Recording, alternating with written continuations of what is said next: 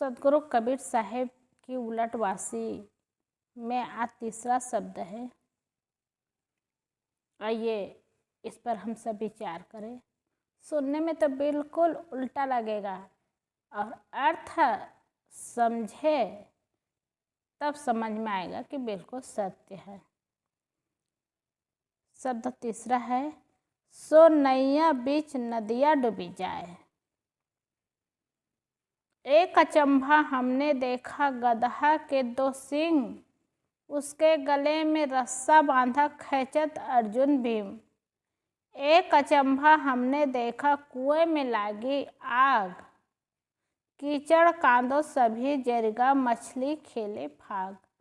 एक अचंभा हमने देखा, बंदर दूहे गाय, दूध दही सब अपना खावे, घिना बनारस जाए। पहले लाइन में कहते हैं, सो नैया बीच नदिया डूबी जाए। यहाँ नदिया के बीच में नैया डूबती है और सदगुरु कबीर साहब कहते हैं नैया के बीच नदिया डूब रही है। नदी बहुत बड़ी होती है और पार होने वाली खेने वाली नाव होती है और बहुत बड़ी नदी में नाव डूबती है। लेकिन सदगुरु कबीर साहब कह रहे हैं कि नैया के बीच में नदियाँ डूब रही है। वो कैसे है? ये मानव शरीर संसार सागर से तरने की नौका है। ये मानव शरीर ही नौका है। विवेकवान साधक की साधना के बल से मानव शरीर रूपी नौका में संसार रूपी नदी डूब जाती है। अब मानव शरीर नौका है और ये संसार क्या है? नदी है। अब संसार में ही तो लोग डूबते हैं और ये शरीर संसार में ही तो डूबता है। संसार से बचने के लिए आदमी कितना भी युक्ति करते हैं, कितना प्रयोजन बनाते हैं इस संसार से बचने के लिए और इस संसार से अपने आप को बचाने के लिए। इसीलिए सदगुरु कबीर साहब कह रहे हैं कि नैया बीच में नदियाँ डूब रही है, शून्य हो जाती है और साधक का संसार सागर से बेड़ा पार हो जाता है। जब इस संसार से अपने शरीर को बचा लेते हैं तो उसका संसार सागर से बेड़ा पार हो जाता है। अब शरीर को बचाने का मतलब क्या है? मृत्यु से बचा लेना? ऐसा तो नहीं है। क्या अवस्था से बचा लेना? बालपना के बाद जवानी आती है, बुढ़ापा आता है, तो ऐसे इससे बचा लेना? शरीर को बचाने का मतलब ये नहीं है कि मृत्यु से बचा लेना, बुढ़ापा से बचा लेना। बचाने का मतलब है इस शरीर को स्वस्थ रखना, सुंदर रखना। देखो हमारी आँखें हैं और आँखों से हम गलत गलत चीज़ देख रहे हैं। ये शरीर ही तो है। इसी से अपने आप को बचाना है कि गलत चीज़ ना देखें। कानों से गलत गलत शब्द सुन रहे हैं तो संत जन इसी को सावधान करते, गलत गलत शब्द ना सुने, अच्छा भजन सुने, अच्छा शब्द सुने। अब चलना होता है, गलत जगह ना जाए तो सही जगह जाए। हाथों से काम करना होता है तो गलत काम ना करे, अच्छा काम करे। इसीलिए ये शरीर को बचाना है इस संसार से। और जब संसार सागर से शरीर बच जाता है, बेड़ा पार हो जाता है, तो निश्चित है हमारा शरीर स्वस्थ हो जाता है, सुंदर हो जाता है। इसलिए सदगुरु कबीर साहब कहते हैं कि नैया के बीच में नदी डूब रही है। हमने एक आश्चर्य देखा। कौन सा आश्चर्य? कहते हैं कि गदहा के दो सींग। सबसे पहली बात तो गधा के सींग नहीं होती और यहाँ कह रहे कि गधा के दो सींग है। तो कौन से गधा है और क्या क्या दो सींग है? सदगुरु कबीर साहब कहते हैं कि गधा के राग द्वेष रूपी दो सींग है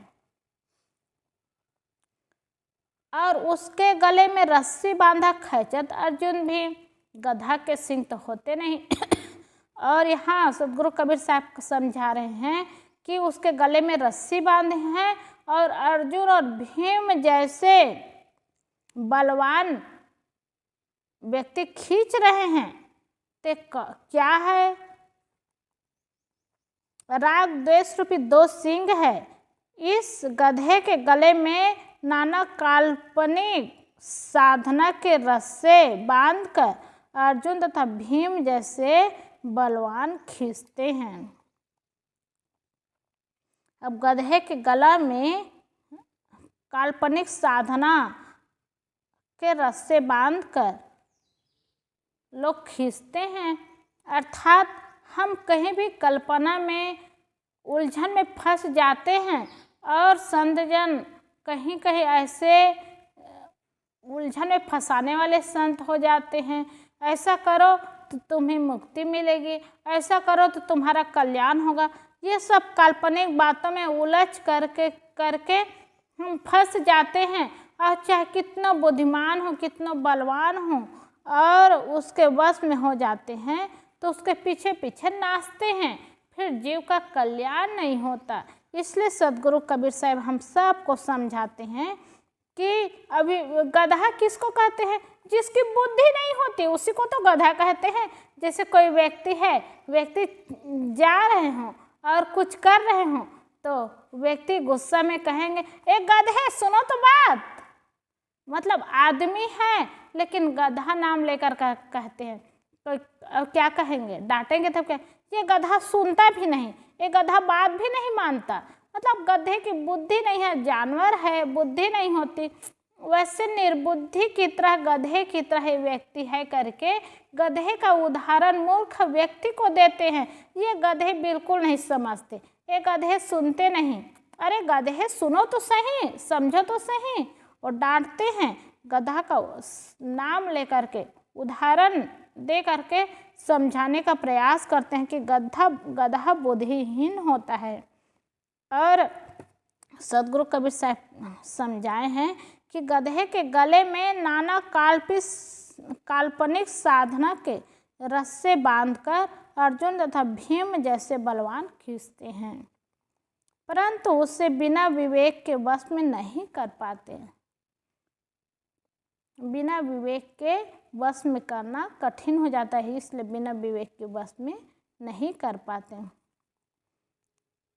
दूसरा आश्चर्य और बताते, हमने एक दूसरा आश्चर्य देखा कि विवेकवान साधक के हृदय कुएं में विवेक ज्ञान की आग लग गई।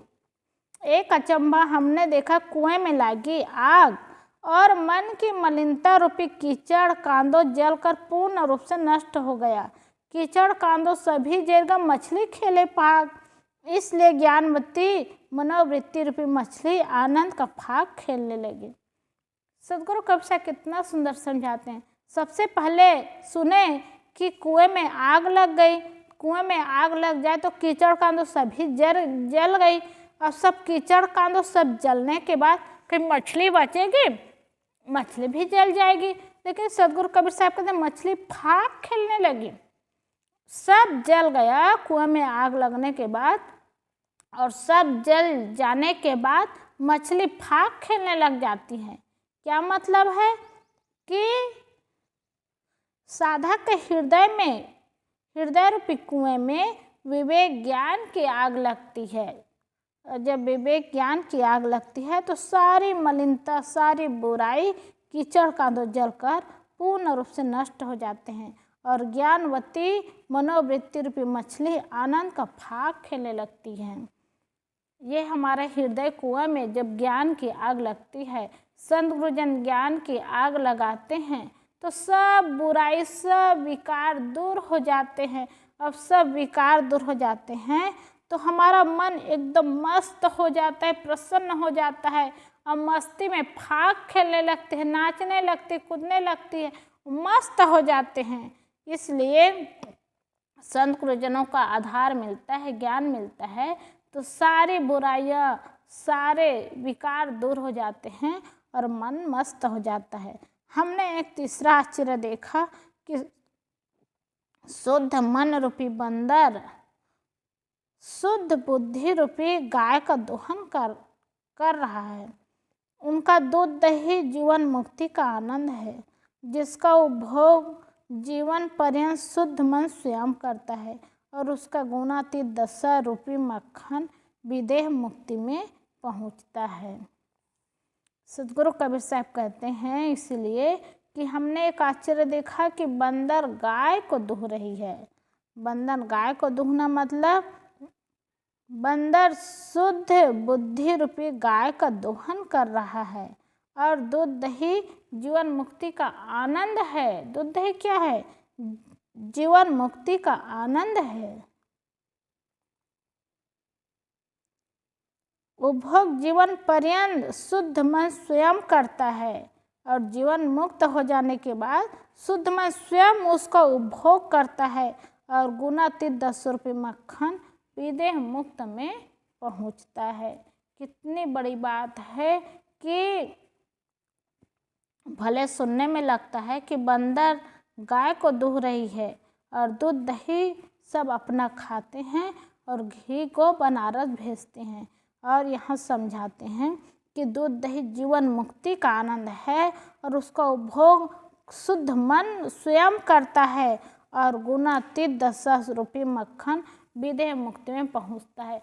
अर्थात जीवन मुक्त होने के बाद वही तो विदेह मुक्ति की स्थिति आती है। इसलिए जीवन मुक्ति का काम करे, सारे बुराइयों का त्याग करे, सारे दोषों से दूर हो जाए और जीवन रहते रहते मन को निर्मल बना ले, पवित्र बना ले और सुंदर बना ले और सारी चाहनाओं को, आकांक्षाओं को, इच्छाओं को, सारी चाहनाओं को मार ले, शांत कर ले मन को और जीवन निर्वाह के लिए शरीर के रहते जीवन निर्वाह का काम करे और अपने जीवन को कोई चाहना, इच्छा, कामनाओं में न विचलित करे और मन में हर समय वैराग और शांति का जीवन हो, सुखमय जीवन हो और यही सुंदर जीवन जीवन मुक्ति का जीवन होता है। अपने आप को ज्ञान में डूबे रहना, ज्ञान में डुबाए रहना, हमेशा मस्तानगी में रहना और वही तो विदेह मुक्त होता है। जीवन रहते रहते जीवन मुक्ति है और शरीर छूटने के बाद भी मुक्ति है तो वही विदेह मुक्त होता है। इसलिए गुणातीत 10 रुपये मक्खन विदेह मुक्ति में पहुंचता है। ऐसे ही संत गुरुजन हम सबको ज्ञान बताते हैं और ज्ञान देते हैं, समझाते हैं। उलटवासी के माध्यम से हम सबको ज्ञान की बात बता करके जीवन मुक्ति, विदेह मुक्ति की बात बताते हैं। जिस जगह में रहे, जिस स्थिति में रहे, अपने कल्याण का काम करे और कीचड़ कांदो सभी को जला करके मन को मस्तानगी मछली की तरह भाग खेलने लग जाए और जीवन को सुंदर बनाए, सुखमय बनाए, शांतिमय बनाए। ये जीवन की सफलता है। बोलिए सद्गुरुदेव की जय।